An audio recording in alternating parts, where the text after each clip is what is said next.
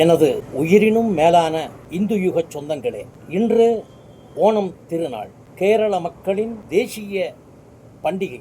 இந்து தேசியத்தின் ஒரு முக்கியமான மகத்தான ஒரு பண்டிகை காலம்.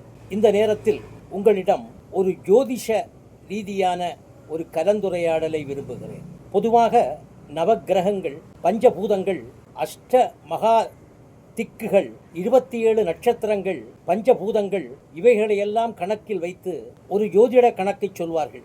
ஜோதிட கணக்கில் வாக்கிய கணிதம், திருக்கணிதம் என்று எங்களுடைய மூதாதையர்கள் ஜோதிடத்தை வரையறுத்து சொன்னாலும் கூட, நவக்கிரகங்களில் உங்களுக்கு 7.5 சனி வந்துவிட்டது, அஷ்டமச்சனி வந்துவிட்டது, கண்டகச்சனி வந்துவிட்டது, இனி நீங்கள் அவ்வளவுதான் அம்போதான் என்று சொல்லக்கூடிய ஒரு காலகட்டத்தில் நவக்கிரகங்களும் நல்லதைத்தான் செய்வார்கள். நல்லது அல்லாதவைகளை எப்பொழுது அவர்கள் செய்வார்கள் என்பதை எடுத்து சொல்ல வேண்டிய ஒரு சூழ்நிலைக்கு இன்று நாங்கள் ஆளாகி இருக்கிறோம். 7.5 சனியின் காலத்தில் இந்த உலகத்தில் கொடிகட்டி பறந்தவர்களும் உண்டு. ராகு திசை காலம் வந்தால் அவர்களுக்கு ஏதோ எல்லாமே போய்விட்டது போல உணர்கின்ற ஒரு ஜோதிட காலத்திலே, ராகு திசையில் 2 முறை ஆட்சி பொறுப்பேற்ற தமிழகத்தின் புரட்சி தலைவி காலஞ்சென்ற அம்மையார் அவர்கள் தன்னுடைய ஆட்சி காலத்தில் உலக மக்களையே திரும்பி பார்க்க வைத்த ஒரு வீராங்கனை, சமூக நீதி காத்த வீராங்கனை என்று மக்களால் அழைக்கப்பட்ட அம்மையார் அவர்கள், ஜோதிடம் என்பது இதனால் இவன் முடிக்கும் என்றாய்ந்து அதனால் அவன் கண் விடல் என்றுதான் சொன்னார்கள் முன்னோர்கள்.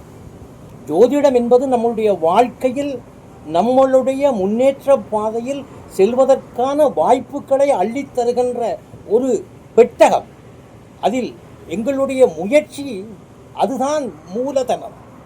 முன்னுதாரணங்கள் உலகத்தில் ஏராளம் உண்டு. ராகு திசை, கேது திசை வந்தால் வாழ்க்கையில் கெடுதல் வந்துவிடும் என்று நம்மளிடம் எடுத்து சொல்கின்ற எத்தனையோ பேர்களை நான் கண்டிருக்கிறேன். வாழ்க்கை என்பது நம்மளுடைய முயற்சியினுடைய ஒரு முன்னோட்டம்தான்.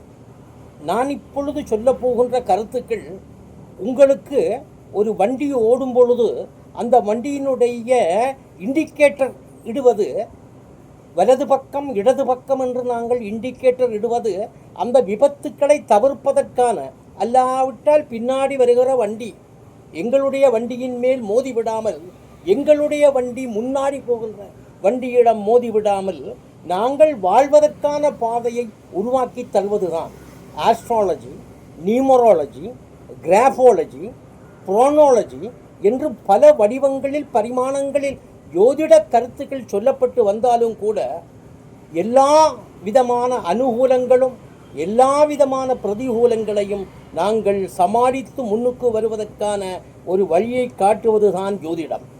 ஜோதிடம் என்பது நம் வாழ்க்கையில் தான் பாதி தெய்வம் பாதி என்று சொன்னார்கள். தெய்வம் என்பது என்ன? எங்களுடைய உள்ளுணர்வுகள், அகம் பிரம்மாஸ்மி என்று சொன்னார்கள். நாங்கள் செய்கின்ற நல்லவைகள் அல்லவைகள், இவைகள் எங்களை எங்களுடைய வாழ்க்கை பாதையில் இருந்து முன்னோட்டு கொண்டு செல்வதற்காக செய்யப்படுகின்ற ஒரு வழிமுறைதானே அல்லாது வேறொன்றும் இல்லை.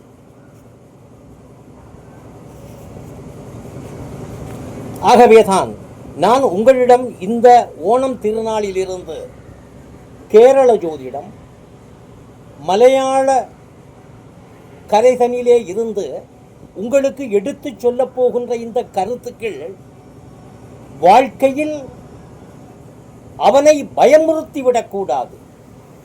பொதுவாக மேடம், இடமம், மிதுனம், கர்க்கடகம், சிம்மம், கன்னி, துலாம், விருச்சிகம், தனுசு, மகரம், கும்பம், மீனம் என்ற 12 ராசிகளுக்கும் 27 நட்சத்திரங்களுக்கும் லக்னங்களுக்கும் சரியான வழிகாட்டுதலை தந்து, இப்பொழுது இந்த 7.5 சனி நடக்கின்ற மேடக்கூறு மேசராசியைச் சேர்ந்தவர்கள், இடவக்கூறு அவர்களுக்கு இன்று சனி 12ஆம் இடத்திலே இருக்கிற சனி மேடக்கூறுக்கு நல்லதை செய்யாது, இடவக்கூறுக்கு நல்லதை செய்யும் என்ற கருத்துக்களில் நான் நுழைய விரும்பவில்லை. சனி இருக்கின்ற இடம், பார்க்கின்ற இடம், வியாழன் இருக்கின்ற இடம், வியாழன் நோக்கின்ற இடம், ராகு கேது தசாபுத்திகளுடைய நிலைப்பாடுகள் இவைகளை கொண்டு ஜோதிடத்தில் ஒரு புதிய பரிமாணத்தை தருவதற்காக நான் வந்திருக்கிறேன். ஜோதிடம் என்பது காலங்களாக ஆண்டாண்டு காலங்களாக யுகங்கள் தோறும் இந்து சனாதனத்தின் ஆன்மீக வழிபாட்டில் நம்மளை எங்களுடைய வாழ்க்கை முறைகளை எப்படி அமைத்து கொள்வது என்றதற்கான ஒரு அத்திவாரமே தவிர அது நம்மளை எங்களுடைய வாழ்க்கை முறைகளை அப்படியே கவுத்து போடுவது அல்ல என்றுதான் சொல்ல வருகிறேன். சுக்கிர திசை 20 வருஷம் வருகிறது. 20 திவசமும் சுக்கிர திசையில் வாழ்ந்தவனும் இல்லை. 19 வருஷம் சனி திசை வருகிறது. சனி திசையில் வீழ்ந்தவனும் இல்லை. வாழ்ந்தவனும் வீழ்ந்தவனும் எங்கு நிற்கிறான் என்று பார்த்தோம் என்று சொன்னால், எழுந்து நிற்கிறோம் என்று சொன்னால், அது அவனுடைய ஜாதகத்தினுடைய கிரக தோஷ நிவர்த்தியில் இருந்து வருகிறது. இந்த கிரகதோஷ நிவர்த்தி என்பது என்ன? அதுதான் ஜாதகத்தின் கணக்கு. 5-10 என்பதுதான் என் விவாதமே தவிர அதை பூதாகரமாக்கி பிரச்சனைகளை மக்களுக்கு ஒரு கோர தாண்டவமாடுகிற ரீதியில் தந்து மரணம் சம்பவிக்கப் போகிறது, விபத்து வரப்போகிறது, அழிவின் பாதைக்கு நீங்கள் போகப் போகிறீர்கள் சொல்கிற ஜோதிடம் அல்ல. உங்களுக்கு உங்களுடைய முயற்சிதன் மெய்வருத்த கூலி தரும் என்றார் வள்ளுவர். அந்த முயற்சியின் அடித்தளத்தில் நீங்கள் எப்படி முன்னேறி செல்ல வேண்டும் என்பதைத்தான் நான் உங்களுக்கு எடுத்துச் சொல்லப் போகின்றேன்.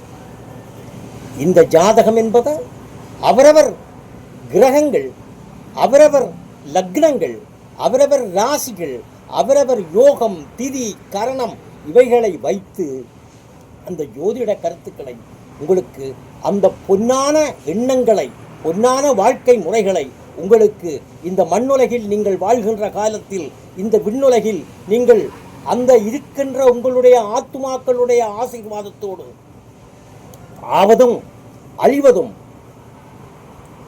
இதன் மூலமாக நீங்கள் செய்கின்ற கர்மாக்கள், நீங்கள் செய்கின்ற தர்மாக்கள் தான் என்று சொல்லி உங்களுக்கு அதை தொடர்ந்து எடுத்து சொல்லப் போகிறேன் என்பதை என்னுடைய வாசகர்களுக்கு, என்னுடைய நேயர்களுக்கு எடுத்து விளக்கி விரும்புகிறேன்.